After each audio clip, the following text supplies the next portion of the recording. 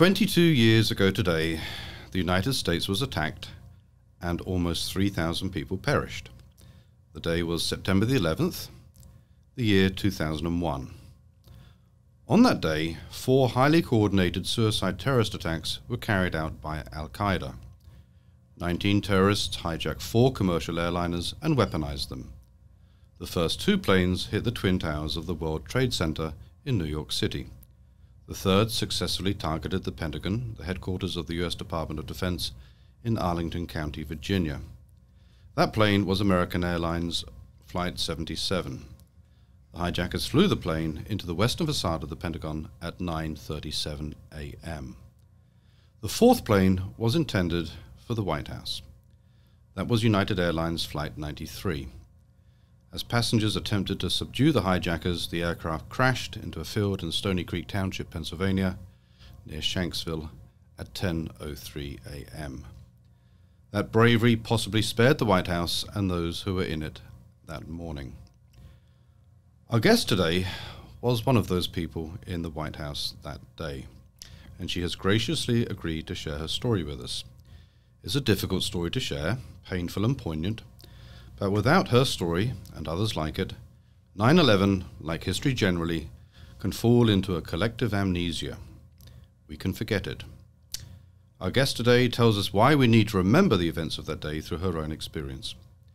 In September 2001, Wendy Homeyer was the Special Assistant to the Deputy Assistant to the President in the Office of Media Affairs in the White House. After 9/11, she served as Special Assistant to the Deputy Assistant to the President in the Office of Global Communications, also in the White House. Today, she lives in Colombia and is a communications strategist, a small business owner, and most importantly, my friend. Wendy, welcome to Take on the South. Thank you, Mark. I appreciate you having me here. Well, it's an important story, and lots of people have memories of that day, but very few people were so close to it as you. I know this isn't easy, and I want to thank you. Sharing what you witnessed and experienced that day has to bring back some difficult memories. So you have my personal thanks for doing this. Before we get into what happened that day, can you give us some context? I mean, where are you from, and how on earth did you end up working in the White House in Washington, D.C.? Thank you again, Mark, for having me. This is an important story, and I appreciate you allowing me to tell it. So I was born and raised in Greenville, South Carolina, up in the upstate, but educated right here at the University of South Carolina, and I am a proud carrier of 2 business degrees from the building right across the street. So thank you for allowing me to step foot on this campus after 20 years. So Greenville, so USC, and then finished my master's in business and reached out to a friend of mine that was working and living in Washington, D.C., looking for a job, just like many graduates do. And I was fortunate enough that she had a perfect job for me in business. I was the director of marketing for a big event planning firm.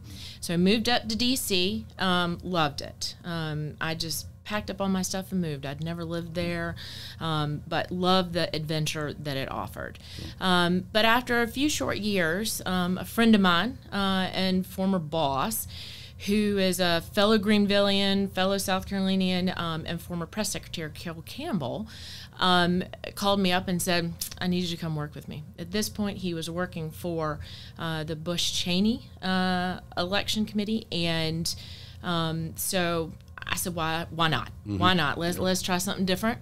Politics had never been on my radar, but I figured I was very well educated here, so I can handle anything. Yes, you can. So I asked him, I said, all right, let's do it. So moved over to the campaign, lived through hanging chads, lived through the transition period, and then on January 20th, walked into my office in the White House. So there you were. So there I was. I'm assuming that day for you, September the 11th, 2001, started pretty much like every other day, right? It did. You know, when you work at the White House, those are typically very early mornings. And so I was commuting in from Alexandria, drive into D.C., which D.C. traffic is awful, if anybody knows. So arrive pretty early, handle typical White House Office of Media Affairs stuff, pulling press, figuring out what's going on, figuring out where the president is, figuring out where we could support one another, and the communications message that we're trying to get across that day. That day for President Bush, it was education. As most people remember, he was in Florida at the time, so he was already in Florida. But at that point, flash forward to a couple hours later, I needed my morning cup of joe. So I grabbed two of my colleagues, which we always did, and went to Starbucks. Walked in back to our offices after that, talked to the Secret Service. Everything was normal. There was a couple of Secret Service members from the great state of South Carolina, so I befriended them, loved catching up with them. You know, there is a familiarity with people being from South Carolina and getting to know them, and so I was very fortunate to have them there to protect me on a daily basis. But we walk into our offices, and I'll kind of set the scene for you in that please. In comms in every office, from assistants to directors, we all had TVs. Which may sound weird in a normal business kind of situation, but we all had TVs in our office. And we walked in, the three of us, my other two colleagues and I, walked in, and the TV has coverage of a plane flying into the White House and then to the World Trade Center. Right. At that point, that was the first plane. And in my mind, I was thinking, oh my gosh, this is an awful accident. Yeah. That there was instruments that went wrong, pilot had a heart attack, you know, something along those lines. It never crossed my mind. What we would eventually find out was a terrorist attack. That was only confirmed really with the second plane, because then you knew it wasn't an accident. Right. So we continue to watch the news, and we start to figure out, you know, what kind of communications response that we're going to have to this accident, which is what we were. So you were working on the assumption first that it was plane an goes accident. in, it's an accident, and you're framing your message as an accident. Right. So gathering the comms team, right, and that was the first thing. But then we have one of the members of the staff come share with us that there was another plane and hit the building, hit the World Trade Center, and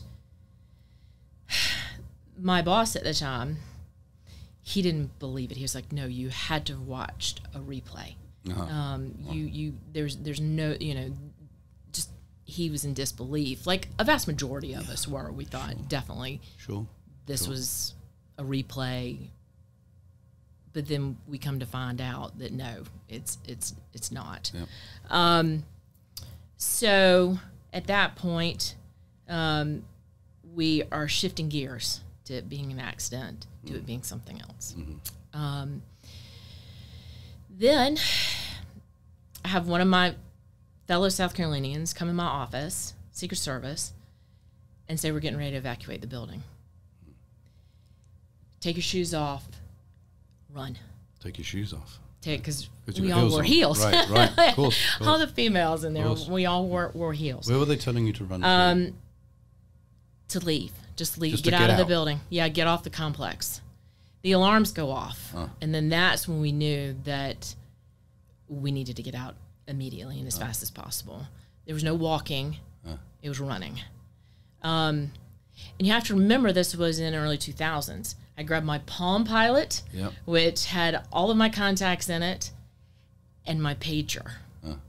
I luckily had a cell phone that was a personal cell phone, so I was very fortunate that I had that with me as well. But we took off. Exited out of the Eisenhower Executive Office building, ran up Executive Avenue, and then we started seeing, we were running in between the White House grounds and the building where our office was. And you could see Pebble Beach evacuating, which Pebble Beach, for those of you who don't know it, whenever you see the White House on the news and they're interviewing somebody or something, or they're doing a report and you see the White House behind you, they are reporting from Pebble Beach. Okay. So they start to evacuate the complex. And so we are all fleeing, all running towards Lafayette Park, which is the park directly across Pennsylvania Avenue. Secret Service continues to push us out further to where 1 block away from the White House. And at that point, we stopped to kind of get our bearings.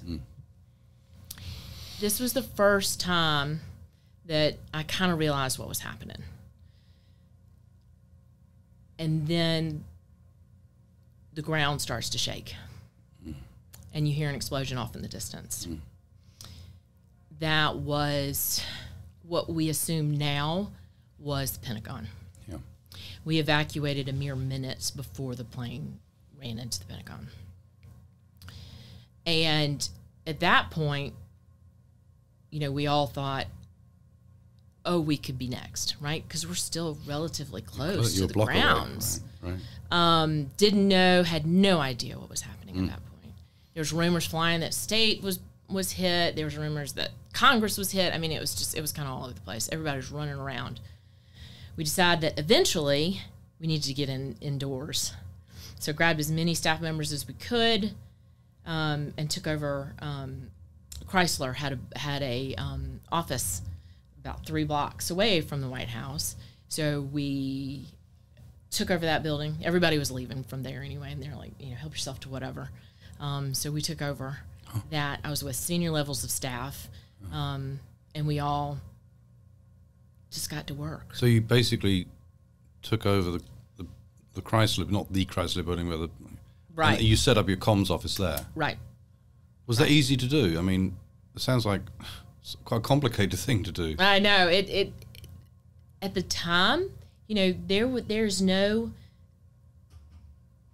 book, there's no response, there's no checklist that you can work through. Like, there's been a terrorist attack on the Pentagon and World Trade Center.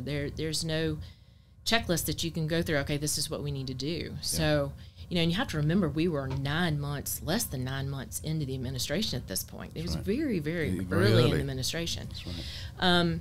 I will tell you, I felt very secure with the leadership I had around me. I mean, we had the best and the brightest working in those first few days of the administration. And so I felt very secure and just knew we had a job to do.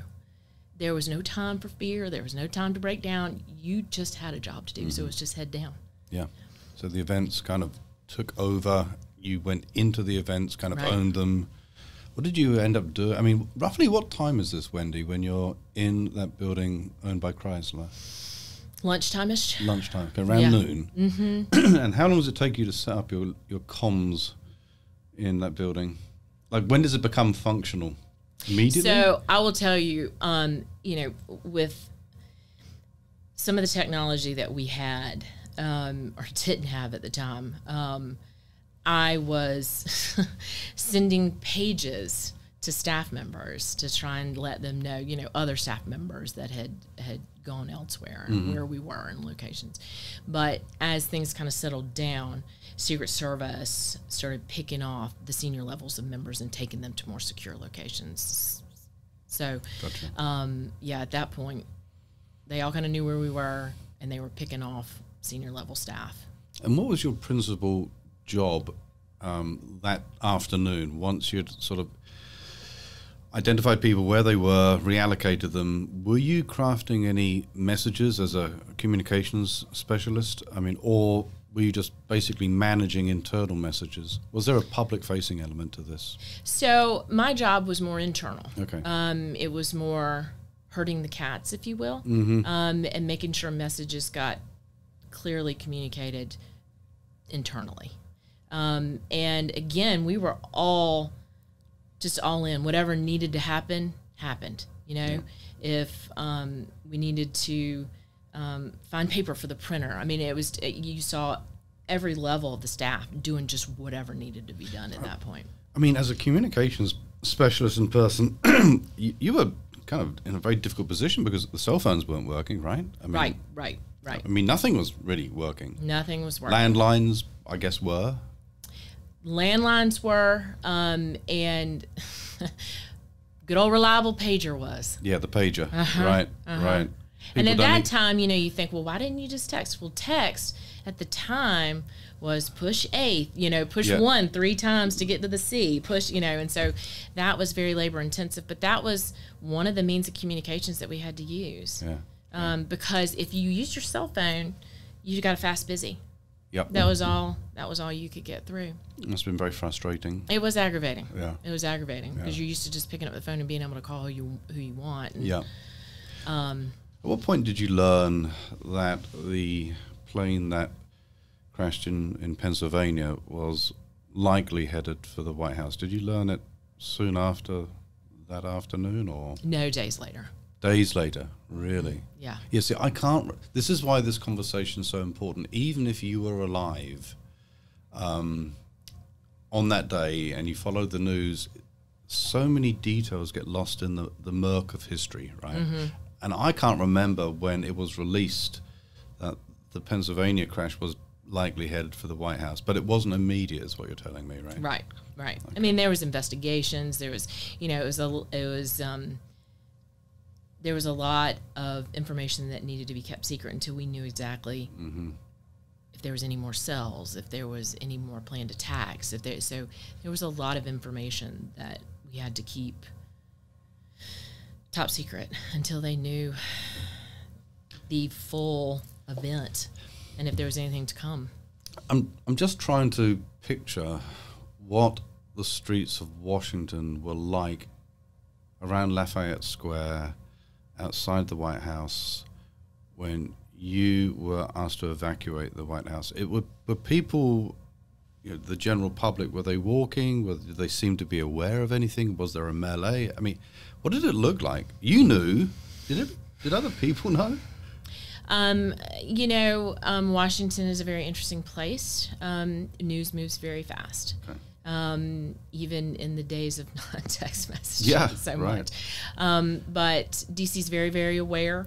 And if you didn't have access to a TV, you had friends that were, and that communications were very clear early on after the first and second attacks. Yeah, I mean, what so there were people, to answer your question, people were everywhere. Yeah. Traffic was, you could not move. Traffic was awful. Yeah. They were just trying to get people out of the city at that point. Yep. But I want to flash forward a little bit, and that at the very end of the day, this is when I became furious and angry. So we are leaving the Chrysler office building, and there's nobody on the streets. There's nobody. The only people were every other block was a Secret Serviceman.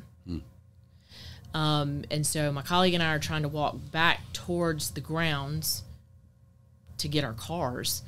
And it was like a ghost town. And if anybody who has driven into D.C. or even seen pictures of D.C., you know that that never happens, right? Nobody on the streets, nobody on the sidewalks, no cars. We were walking in the middle of the street. And so it was very, very surreal. And that's when I just was furious that they had done this to us. And once we had kind of realized how significant the day's events were and what it did to us that day. What time did you finish that day? What time did you go back home? 6 or 7. Okay, so it was a bit later. We were trying to get back to watch the president offer his remarks on TV that night. I was trying to get back home. Yeah. Very important. Yeah, I mean, people forget, you know, there's no smartphones in 2001, but news still spread very quickly. Right. So the emotional landscape, you know, as I hear you talk, fear was an emotion you couldn't afford to have, right? You just couldn't. Right. You had a job to do at that point. And the kind of poetry of that is, this was a terrorist attack, and in the sense that you didn't experience fear, the terror didn't work, right?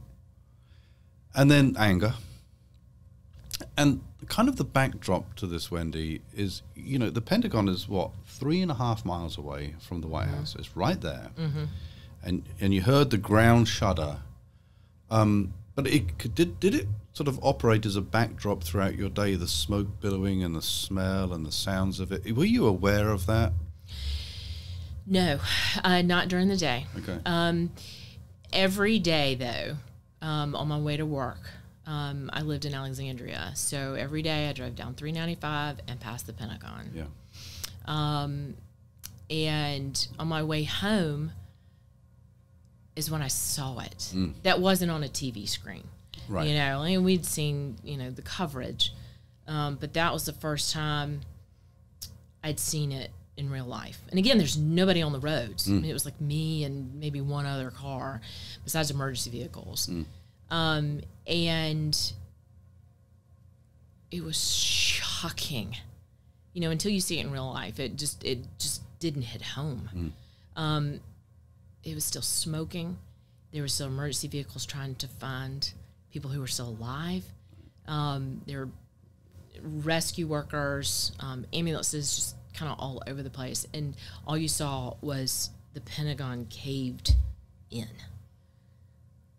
And it was shocking at that point. And I think that was one of the scenes, you go through this fury of emotions.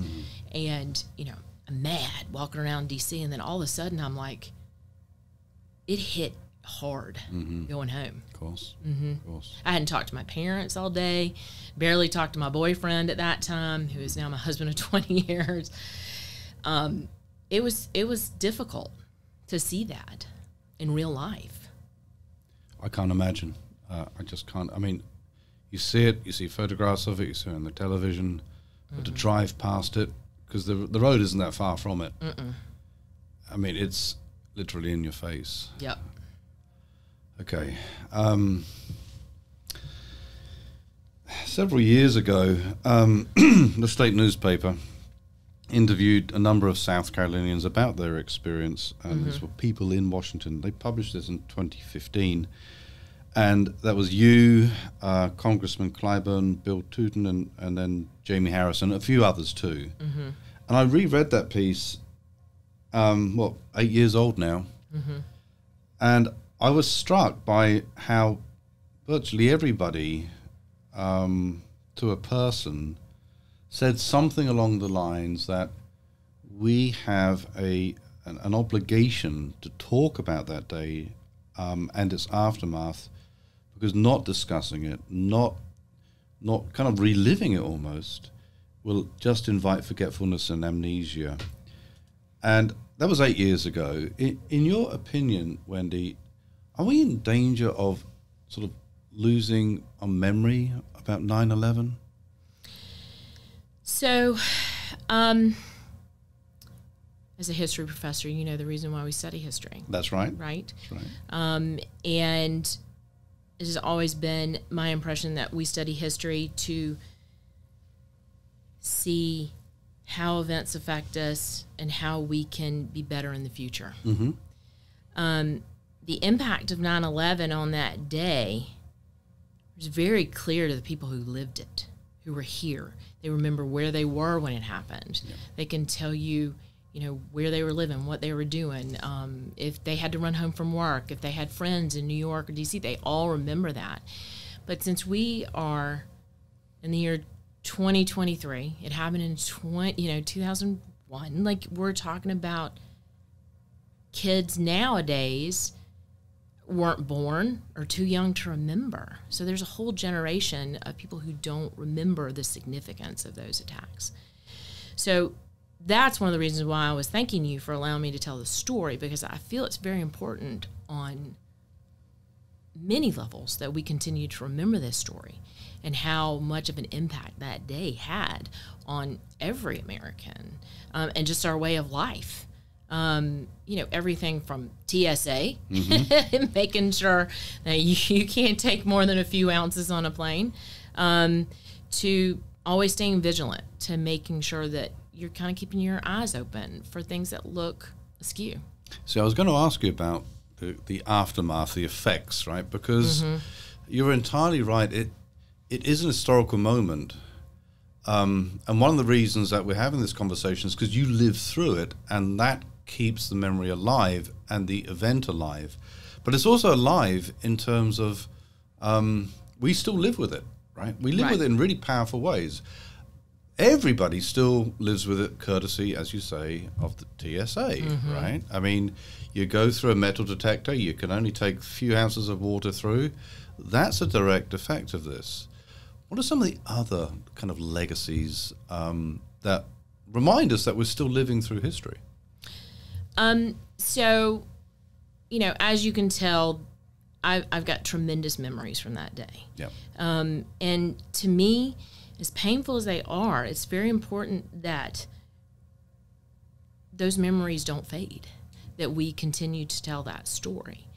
And as far as, you know, lessons that we need to kind of take away from that day, you know, again, we're decades since 9/11, and it showed how a severely shaken nation kind of came together, and we had a new spirit about us, not only of patriotism but sadness, and we all kind of came together as one. It didn't matter geographic, gender, political boundaries, age, gender, all that kind of faded away.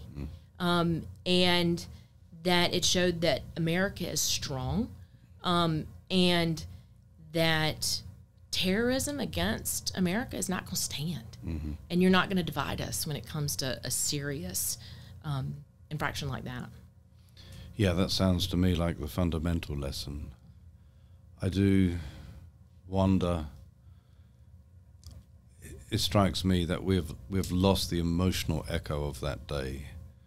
That fear was very much a key emotion for several years after 9/11. Yep. Yeah, not so much today, right? It's an inconvenience today, isn't it? Right. Anger, certainly righteous anger. People seem to have lost that emotion too. And so ultimately, you know, history kind of dims the emotional, turns down the emotional stakes. But your story today reminds us of the lived experience, right? So this is what you experienced that day, and that's how it resuscitates and reweaves into our national consciousness. Wendy, is there anything else that you'd like to say about that day that we haven't talked about? I know there's a lot, and I don't want to press you on it, but is there anything else you'd basically just like to leave with listeners? I believe the power of history and the stories that it tells helps us become better. And so I would just encourage people to make history an important part, a continual part of their growth and development. Wendy Homeyer, thank you for being on Take on the South. Thank you, Dr. Mark.